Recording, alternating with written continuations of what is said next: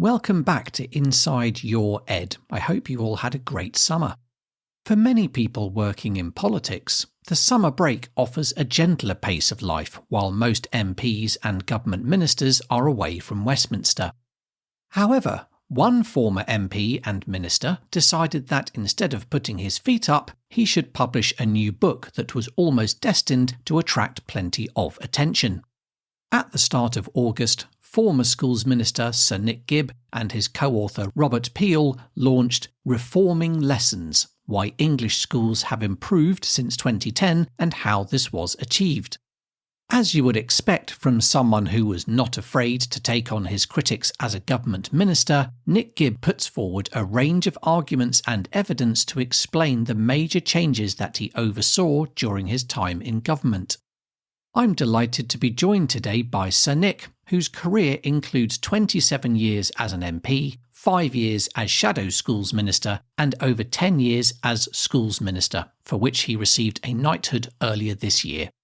So, what drove Nick Gibb's thinking about how to improve schools in England? Is there anything he would have done differently with the benefit of hindsight? And where does Nick Gibb agree and disagree with the Labour Party, both past and present, when it comes to raising school standards? I'm Tom Richmond, and to hear about why and how Nick Gibb set about reforming England's schools, let's go inside your ed.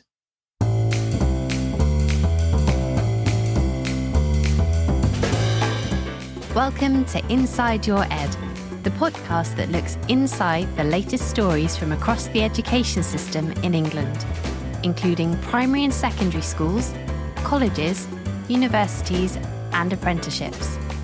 You can listen to all our past episodes, subscribe to future episodes, and get in touch by visiting insideyoured.com.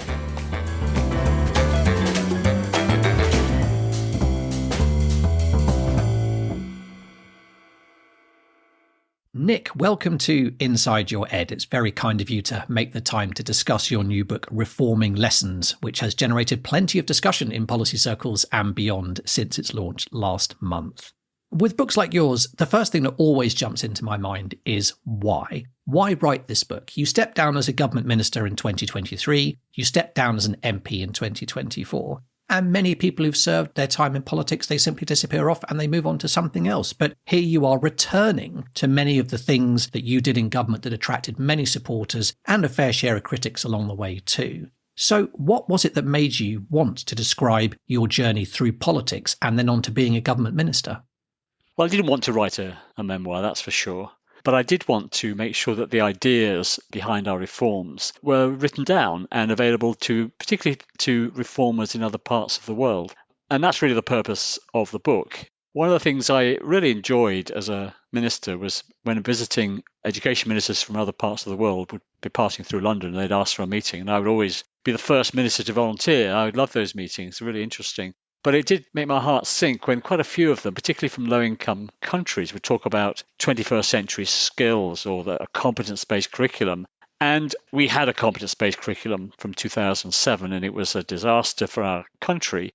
And it upset me, really, that these ministers were in governments in very poor countries, and they were going to implement reforms that were moving their country in the wrong direction. So I thought it would be important to try to crystallize and summarize the ideas about what we did in education in England, what we did and why we did it, and setting out the philosophical background to those reforms and why they were successful. In order to do that, your book opens with a few chapters on the historical context to your work as schools minister, because although you are best known for what happened after the 2010 election, your personal and professional interest in education policy actually goes back much further than that, not just into the previous Labour government, but beyond that still. And perhaps unsurprisingly, the previous Labour government from 1997 to 2010 does come in for some criticism in your book, particularly on the wasteful spending on quangos and the £55 billion Building Schools for the Future programme, as well as that 2007 national curriculum that you mentioned.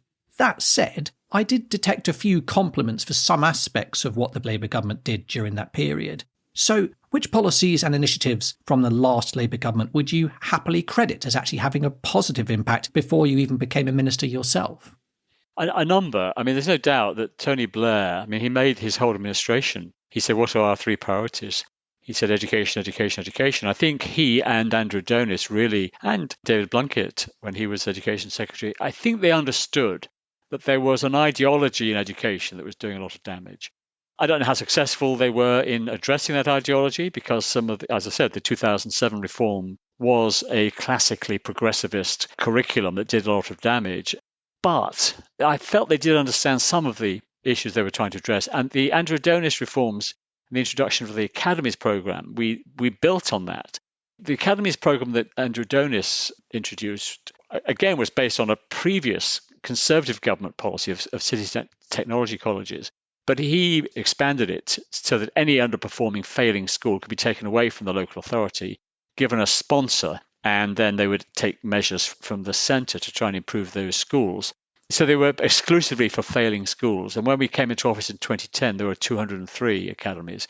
We expanded that to allow any good school to become an academy and any underperforming school to become a sponsored academy. And now there are over 10,000 academies free of control of the local authority and able to innovate and drive up standards.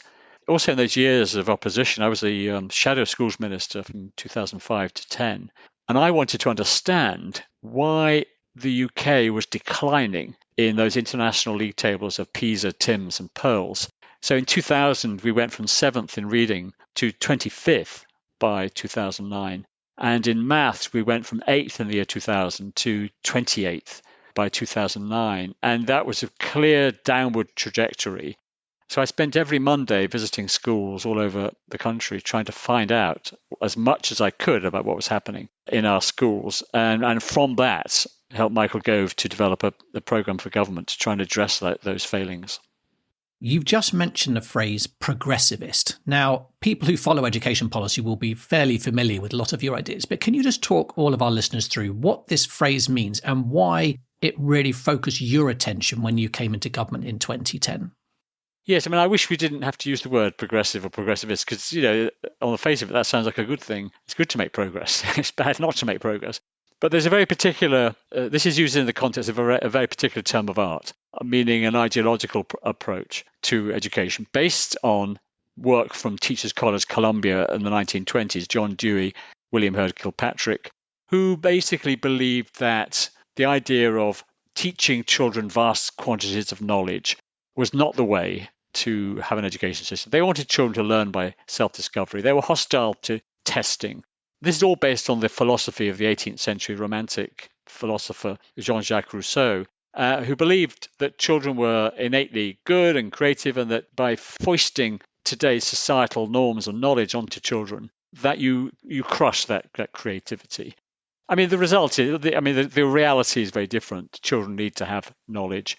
And the type of skills that people want from young people in a modern economy, what's sometimes called 21st century skills, problem solving, creativity, critical thinking, those skills are important, but you can't get those skills if you don't have knowledge. And the progressivists simply think you can teach those skills as transferable skills separate from the subject, the content knowledge of that particular discipline. Okay, so we had a Labour government where you think there were some good ideas that were certainly driving at least part of their thinking, but you were also concerned about some of the progressive strands to their thinking too. Before we got to 2010, you mentioned that you were a shadow schools minister for 5 years beforehand. And in your book, you said that in 2006, you had a revelation, as you described it, which was reading a book called The Schools We Need and Why We Don't Have Them, written by the American academic E.D. Hirsch. You say that Hirsch's book, quote, has shaped my thinking more than any other book on education. So talk us through why one book by one person has had such an impact on you, because in your book you also rightly say that it's not like we've been short of voices in education over the past several decades. So why is it that the work of E.D. Hirsch grabbed your attention when other voices did not? And I was at school between 1965 and 1978, during all the Harold Wilson reforms, Anthony Crosland and so on, that came in that period. And that's when a lot of this philosophy, this ideology came into our schools. So I knew instinctively that there was something that had happened in that era, because I'd experienced it myself as a child and as a teenager. But I couldn't define it properly. I knew there was the reading wars, and I had encountered all that issue. So I knew that phonics versus whole language teaching was an example of progressivist approaches, the whole language progressivist approach to teaching reading, which was just not working for some children. But I couldn't define it further. I knew that it was about low expectations and it was about learning by inquiry and being hostile, as I said earlier, to teacher-led instruction and deep knowledge. But when I read E.D. Hirsch, my researcher suggested I read it over the summer, and I read it on the beach, and it was a revelation because it defined everything. And Don Hirsch he comes from the left in American politics. He's an academic in Virginia University, and he was worried about this growing gap between children that come to school with knowledge and those that don't. He calls it the Matthew effect, and how important knowledge was. But in that book, he also explains the origin of progressivist education, and he defines it and all the different strands to that ideology. And that was hugely helpful in enabling me to understand what was happening in English schools. And therefore, we were able to then develop a policy to counter it. So you're serving as Shadow Schools Minister for 5 years running up to the 2010 election. The Conservative Party then wins that election, although has to form a coalition with the Liberal Democrats, and you become Schools Minister at that point.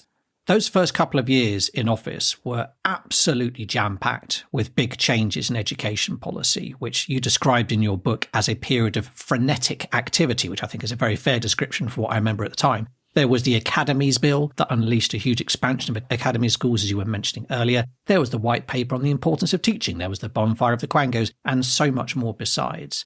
On reading your book, it felt to me that you took a lot of pride in addressing what you saw as some of the main problems holding back our schools. But I'm wondering whether, looking back now, was there anything from those early stages of the Conservative-led government that in hindsight you'd say you didn't quite get right, perhaps because you went too far or maybe you just did things too fast? What do you think now? Not those two things. Not fast enough and not far enough would be my conclusion. We were new ministers, don't forget, all of us, Michael Gove, me, even the Prime Minister was new to office. By the way, none of these reforms would have happened without the Prime Minister, because we were generating so much controversy. Even phonics was controversial because it was sort of you're teaching children to bark at text was the accusation. What do I know about reading? You're an accountant and an MP. So it was very controversial what we were doing. So we needed the support of Number 10. And David Cameron, not only did he support Michael Gove and me, but he understood what we were trying to achieve. So that was massively important. So we were new ministers, and there's always that temptation in office to compromise. And I say in the book about compromising, you have to compromise when you have to compromise, but you should be judicious in the use of compromising, because if you believe that this policy will close the attainment gap between children from disadvantaged backgrounds and their peers, why would you want to compromise on that? Because the compromise will mean that you will close the gap less and that fewer children will benefit from your reform. But we were learning, even though I felt, having had 5 years in opposition, that I really understood the issues, there's still more to learn. And I was learning every day in office. And it was frenetic because the Academies Bill was ready to go. We were reviewing the curriculum. We were reviewing GCSEs and A-levels. We were changing the teacher standards, the white paper, the importance of teaching coming out. There was a massive amount of work going on. And the other thing that happened, of course, is in September 2012, I lost my position. And then, of course, I came back 22 months later. And so that interrupted things a little bit as well. Curriculum review hadn't been completed. But there were things in the curriculum review that if I'd known then what I know now, and if I could been there in place the whole time, we had a year-by-year curriculum, for example, in the primary, in maths and English and science, and that was controversial. There was people on our review panel who didn't think it should be year-by-year. They thought it should be key stage by key stage. I felt that 4 years between a 7-year-old and an 11-year-old was too wide an age range to have it on a key stage basis. It needed to be year by year and detailed. And that's what the Singapore curriculum was. And we adopted that for our maths. So I've held firm on that, and there was a resignation over that. But I wish we had taken that same approach in primary to the other subjects, history, geography, music. And I wish we'd taken that same approach to key stage 3, the 11 to 14-year-olds, which is, if you look at the curriculum at key stage 3, it's very high level. The whole of history is on 3 or 4 pages. And I think we should have perhaps been a little bit more prescriptive about that. And there's another issue about the curriculum as well, that this sort of skills-based approach is still there. It's still mentioned that children in primary school should be taught to work scientifically. But, I don't think 8-year-olds need to be taught how to work scientifically. That can come later. It's quite a sophisticated thing, understanding, a thesis and an experiment and results and conclusions and so on. What children of that age need is the knowledge. They need they need the taxonomy of the flora and fauna. They need to understand the geography. There's a lot of knowledge that they need at that age, and they are sponges for knowledge when they're young. There is a lot of knowledge in the curriculum nonetheless, but those phrases are still in the curriculum, and you see the consequence of that when you visit schools. One example is magnetism, where you see a lesson in a primary school where the children are asked to rub two bits of metal together 10 times, then 20 times, and then 30 times, and see how many paper clips it picks up. And then you write down the results of that experiment. I think it's a bitty boring lesson. And you think about those 40 minutes, what they could have been taught about, the magnetic fields of the Earth and so on. So I regret that. I wish we had been a bit firmer on those kind of issues.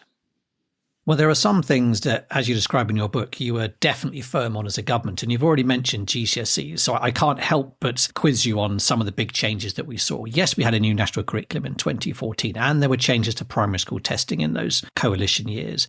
But such was its significance, the question of reforming qualifications, particularly GCSEs and A-levels, but also vocational qualifications too. It consumed an entire chapter in your book, such was the extent of the reforms.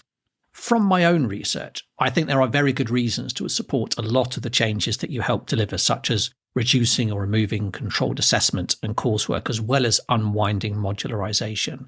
Having said that, even if listeners support those individual policy decisions, there is a lot of concern at the moment about the cumulative impact of those changes, particularly the exam burden on GCSE pupils that can run to over 30 hours now. We know the current government's ongoing curriculum and assessment review has highlighted the amount of evidence they received, which was concerned about the volume of assessment at age 16. And the review said, in their interim report earlier this year, they will carefully consider whether there are opportunities to reduce the overall volume of assessment at Key Stage 4 without compromising the reliability of results. Although the review also said, quote, they are clear that traditional examined assessment should remain the primary means of assessment across GCSEs. So what do you make of where we've ended up with our qualification system? Has the burden of assessment become too great, even if your policy decisions about reforming qualifications were the right ones in many respects? These are good questions to ask and to think about when you're making policy. But if you think about the modularisation, what was happening, young people taking modules in their GCSEs and A-levels, and if they didn't get the grade they wanted, they would retake them. And this was happening throughout the 2 years of the courses, the 2 years of GCSE and A-level. So that's when the burden of assessment was intolerable. It was consuming vast amounts of hours of children's time, sitting in exam rooms, retaking and retaking their modules, and then forgetting everything they'd learned in the module as they moved on to the next module. So there's no synoptic understanding of a subject across 2 years. So that's where the burden was. And so I think today it's far less than it was before we introduced those reforms, as well as being better exams. Controlled assessment, again, it consumed vast amounts of time where young people were doing those exercises with a teacher and they were rehearsing and practicing those exercises before the day. And the reliability of those controlled assessments was very variable, and it didn't match actually what the young people were getting in the actual examined part of the qualification. So it was the regulator, actually, Ofqual, that wanted us to remove controlled assessment more than our own policy wishes. So I would argue that we have reduced the burden of assessment. Now, 30 hours is more than I took when I did my O-levels back in 1976. But the difference is, of course, that we had a merger in the 80s, mid to late 80s, of the O-level and the CSE exam into the GCSE. And that covers a wide range of ability. And if you have a wide range of ability, you need quite a large number of questions to reflect that wide range of ability. So it's almost a technical reason why there are so many questions and why the hours are more than they were when we had the separate exams, O-levels and CSEs. And I don't think there's any way around that if you want to have the granular of grades that is currently sought. The final thing we wanted to achieve with the reforms was to make sure that our qualifications at 16 and 18 were on a par with the qualifications in the highest performing countries of the world. And we asked Ofqual, the regulator, to make sure that our reforms led to that. So we're trying to prepare our young people for life in a very competitive world, jobs market and business environment. And that was really what was driving the reforms. And I think we have broadly succeeded in that, pushing up expectations. Okay, from qualification reform to accountability reform, which also features in quite a few places in your book. The EBAC, or English Baccalaureate, to give it its full title. It remains controversial as a way of measuring the performance of secondary schools. The goal of the EBAC, as you say in your book, was originally to tackle what Michael Gove described as the soft bigotry of low expectations that meant pupils from poorer backgrounds were not always given the chance to study a core academic curriculum. In 2010, 22% of pupils were entered for the subjects that make up the EBAC, and that figure rose to around 40% by 2016, but it never really managed to get any higher than that. And I was struck by how you said in your book that, quote, I do have regrets that the EBAC entry rate has never pushed much above 40%. But in the book, you also recognise that the lack of languages teachers in particular had affected how many pupils could study those EBAC subjects. So it seems to me that irrespective of whether one likes or dislikes the EBAC itself, it had hit something of a natural ceiling purely for logistical reasons rather than policy reasons. So realistically, do you think there was anything more you could have done to push more pupils towards those more academic subjects? The EBAC was absolutely designed to deal with the issue where in some schools, the policy was that if you are from a sort of poor background or were not in the top sets, you were expected to have a curriculum that was not the same as the rest of the population. That somehow it was more vocational orientated, even at the age of 13 or 14. And this closed doors to those young people. And if you go to schools like Michaela or Mercia in Sheffield, 100% of their young people, and it serves a very disadvantaged part of Sheffield, all the children in that school are entered into the EBAC, and their achievement is something like 93%, getting a grade 4 or higher in the EBAC combination of GCSEs. And for those that don't know what's in it, it's English, maths, at least 2 sciences, a humanity, history, geography, and a foreign language. And most of those subjects, English, maths, science, they're compulsory anyway to 16.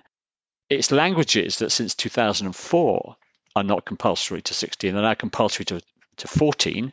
And of course, humanities, you can choose which you want to do after the age of 14. But again, it's compulsory up to 14. I don't think, therefore, just requiring a language for those extra 2 years and a humanity for those extra 2 years, which is all the EBAC adds to the expectation, is a huge burden. But what it does do, it enables young people from whatever socioeconomic background they come from to have the same opportunities that middle-class parents absolutely take for granted for their children. And that's why it is a matter, the EBAC, of social justice, and why Michael Gove, picking up the phrase from George W. Bush about the soft bigotry of low expectations, he's right to use it in relation to the EBAC. And I wish we'd gone beyond 40%. And I think the reason we didn't was because there were mixed messages coming from the DfE, from various secretaries of state after Michael Gove moved on. And other schools ministers, when I was out of office as well, were not as, David Laws was not a massive supporter of the EBAC. In the 22 months I had out, between 2012 and 2014, I was a trustee of a big multi-academy trust, the David Ross Education Trust. And so I could hear what people were thinking from that side of the fence, from other head teachers. And they would say things like, oh, the government's not prioritising the EBAC. So if those are the messages emanating from sanctuary buildings, it's not surprising that schools up and down the country weren't pushing up their EBAC entry figures. The capacity issue that you talked about the number of foreign language teachers, is obviously a natural constraint. But actually, all the advice I'd had from officials was that constraint only impacts once we reach 54%. And here we are at 40%. So we were not at the point where challenges in finding modern foreign language teachers was the key variable that was preventing us going further. It was attitudes in schools, because teaching languages is, it's a challenge. And I'm not sure either that we were teaching it in the right way, which is why I asked Ian Balcombe to conduct a review of the pedagogy of foreign languages called the Pedagogy Review.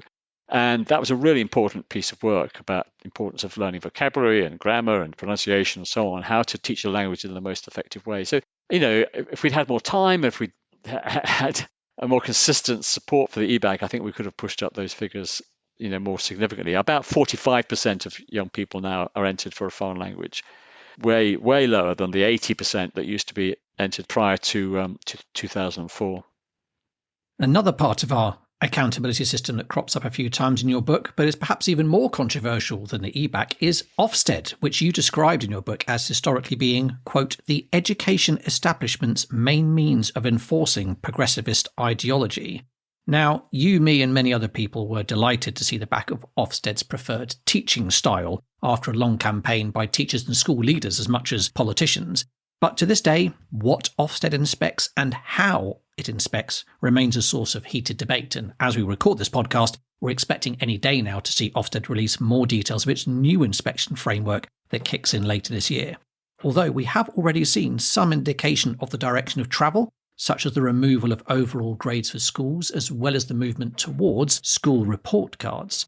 So, given the battles that you describe in your book, that you and former chief inspectors such as Michael Wilshaw and Amanda Spielman and Chris Woodhead faced when trying to stamp out that progressive thinking that you wanted to eradicate from Ofsted and elsewhere, are you fairly relaxed about some of these upcoming changes under the current government, or do you see them as taking a step backward?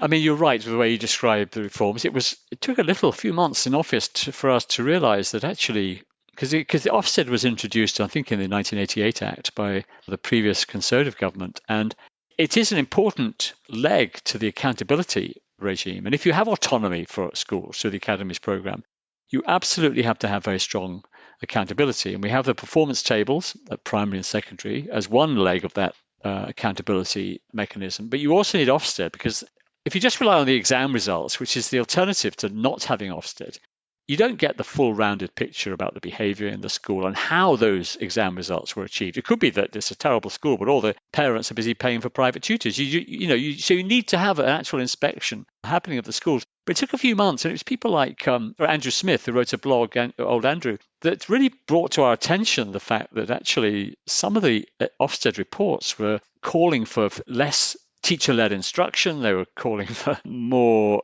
if you like, learning by inquiry. Everything that we and all the evidence said was less effective to help children learn. But Michael Wilshaw was very effective in stamping out a preferred Ofsted teaching style, which was very important. And then Amanda Spielman then focused the inspection framework on curricula, which I think is important. I remember having conversations with head teachers in my those years in opposition, and I would say, what books do you do for the English curriculum? And they said, I don't know. You need to talk to the head of English. And I felt that was very odd, because this is what you do. This is your business. You're teaching, and I would know if I were running a school precisely what books were being taught, English literature, and I would know what chemistry was being taught. But I think now you will find that head teachers do know what's happening in the curriculum, because now it's a key part of the Ofsted framework. I regret the fact that we're moving away from one-word judgments. It was very clear and concise. I mean, the terrible, terrible tragedy that happened in Caversham and the suicide of Ruth Perry, we all wish that had not happened. This was a school with very good academic standards that failed on its safeguarding processes and ethos, I think. So that's what had to be addressed. And the changes, I think, that Amanda put through after that, where schools were given time to put those safeguarding issues right, I think was the right approach to tackling that. But I don't think it's right to get rid of one-word judgments, but we are where we are. I hope that what Ofsted are recommending, I hope that it does carry the profession with it, because I think it would reduce the quality of the accountability, I think, if we didn't have Ofsted inspecting schools. Well, another key part of the reform programme that you oversaw over those many years as schools minister, which was equally prominent in terms of Ofsted, was around accountability and autonomy, as you were just describing, this link between the two, because you wanted schools on the one hand to have more autonomy. You were very clearly of the view, as you describe in your book, that local authorities had too prominent a role in our school system. And you, quote, wanted the power of local authorities to diminish, which is exactly what has happened since. For me, though, the question of autonomy created what I thought was a really interesting tension, because on the one hand, you thought that giving schools autonomy from their local authorities and letting academies and multi-academy trusts drive school improvement was a better approach. But on the other hand, Academies and trusts have been able to potentially ignore some parts of the 2014 national curriculum that you helped oversee. And some academies and trusts have chosen to promote what can best be described as progressive ideas, things like creativity, critical thinking, problem solving, and so on. Exactly what you push back against for so many years. So what do you make about this balance between the benefits and drawbacks of autonomy in terms of spreading the ideas that you wanted to see as schools minister?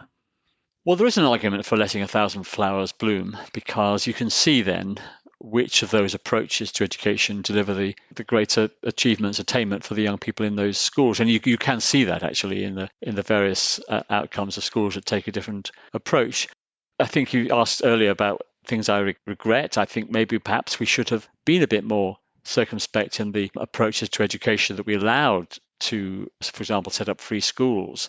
But, we had a demographic issue to deal with. We had 1 million more pupils coming into our schools in that period. We had to create 1 million school places out of, about 8 million. So this was a big expansion of the school system. And at that stage, we did. I mean, Michael Gove did believe in 1,000 flowers. Who are, we don't know. We're not omniscient. We wanted to see what worked.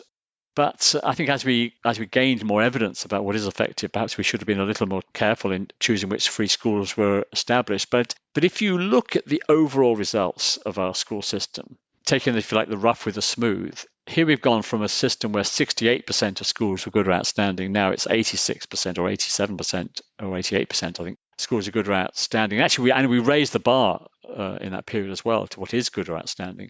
So something is going right. And then you look at the international league tables. We're now 4th in the world in reading. And we've gone from 27th in the year 2009 in maths in PISA for 15-year-olds from 27th to 11th in the most recent PISA. So despite all that, everything you say is true. But overall, that autonomy combined with that strong accountability has pushed up standards. I mentioned 88% good or outstanding. We've got to deal with the 12% that are not. And I think there is a case. I think if we come back into office, I think I would like to have been a bit more prescriptive about the approaches taken by those 12%, given how much evidence we have now about what it takes to be a good school. I think we should be expecting the schools that are not good or outstanding to be learning from those schools right at the top of the performance table. But no, these are all challenging issues, Tom. They certainly are. They keep me employed and many others, I'm sure. Okay, we are almost at the end of this episode, so it's time for my last question. In the conclusion of your book, you set out your 10 key lessons about how to implement successful reforms, not just in education, to be honest, but actually across government more broadly. And I strongly recommend that people take a look at them because they are really interesting tools for ministers, both current and future, to think about. But following those 10 lessons, you said that the current government lacked, quote, the will or the political capital to undo the ecosystem we have created, with that ecosystem presumably including the national curriculum, the reformed qualifications, phonics teaching you've mentioned, Ofsted and the accountability system more broadly. As I'm sure you know, there are wide-ranging plans now scheduled for this autumn under the current government, with a white paper on schools and special needs, the new Ofsted framework on the way, and the final report from the Curriculum and Assessment Review, all of which are likely to be significant moments when they appear. So my question is, based on what you've seen and heard from the current government since they turned up last summer, have you become more or less optimistic that the ecosystem you helped create will indeed survive into the future? I think I am more optimistic than I had been. I had been optimistic prior to the election that if Labour won, that they would focus on other areas, not schools, because of the obvious success of the school reform programme. Then I was alarmed by the focus that Bridget Phillipson was putting on schools with the curriculum review and so on, and the Children's Wellbeing in Schools bill, which filled me with alarm. But I think I'm actually now more optimistic. I think the phonics screening check is there to stay. I think the multiplication tables check to make sure children know their tables, which children in year 4 sit, aged about 9. I think that's there to stay as well. And I'm not convinced that the curriculum and assessment review, given what we've seen in the interim review, will be too damaging to those reforms. What I think Bridget and then people in number 10 need to understand is that there's a lot of support for those reforms from people on the left in the education system. I often say that some of the most articulate defenders of a knowledge-rich curriculum or teacher-led instruction or warm, strict behaviour or East Asian maths mastery approaches to teaching maths are on the left. And the reason is that who are the children who most benefit from this structured approach to our education system and teaching? It is the children from the most disadvantaged backgrounds. So why wouldn't somebody on the left support these reforms? The only reason they might not is if they regard their closeness to the teaching unions as more important than the outcome educationally of children from poorer families. And I think that's what we're seeing a little of in this government. So that's something I think they need to bear in mind. The other thing I'd say is that people often ask me, what are you most proud of? And, your 10 years in office. And one of them is obviously the reading. You've got to get children reading, and phonics now is in all our schools, and it's a very effective way of teaching children to read. And therefore, there are millions more children now who are fluent in reading who might not otherwise have been as a consequence. And it's spreading to, as I say, to Australia, to New Zealand and other countries around the world. But I'm also proud of the fact that we have liberated the teaching profession. There was this notion of the secret garden of education policy and discussion only to be frequented by education professors from the universities. Now that secret garden we've taken away the fences and the gates, and it's now occupied by teachers. If you go on to, you are a prime example, Tom, of this. Here you are running your podcast about these issues, and there are scores of other similar, maybe not as good as this one, but other podcasts trying to do the same thing. There are teachers writing blogs, Substacks, books about interesting issues. There are multi-academy trusts now producing really high quality, knowledge-rich curriculum materials that's selling to other schools, like the Knowledge Schools Trust, selling their primary knowledge curriculum to about 400 or 500 other primary schools. And there are other examples of that. So we've got a system now where the teaching profession has been liberated from the cloying interference of local authorities, and they are now in charge of their own profession. They're attending conferences like Research Ed on a wet Saturday morning in September. 1,000 teachers turn up to a school hall somewhere. And again, Research Ed is spreading around the world from this country. It started here with Tom Bennett. And I think that's something that we can be proud of. And I don't think you can turn that off. You can't say to teachers, stop thinking now. We're going to return control of your profession to the local authorities and advisors. You cannot put the genie back in the bottle. So that fills me with optimism. I read some of the discussions on the internet, Carl Hendrick and Paul Kirshner and others. It is way beyond the kind of things Michael Gove and I had hoped for when we came into office. The quality and innovative things that are coming out of those discussions and those thinkers is phenomenal. So that fills me with huge optimism that whatever here today, gone tomorrow government is in office, that will continue. That intellectual renaissance within the profession will continue and will grow. We shall certainly see. Thank you, Nick, and thanks again for taking the time to discuss your new book, Reforming Lessons. It's been an absolute pleasure having you on the podcast. Thank you for having me, Tom. It's been a pleasure talking to you. And that brings us to the end of this episode. If you enjoyed my conversation with Nick Gibb, then please do share it with others and leave a good rating wherever you get your podcasts. And don't forget to hit subscribe to make sure you join me when I next go inside your ed. Bye-bye for now.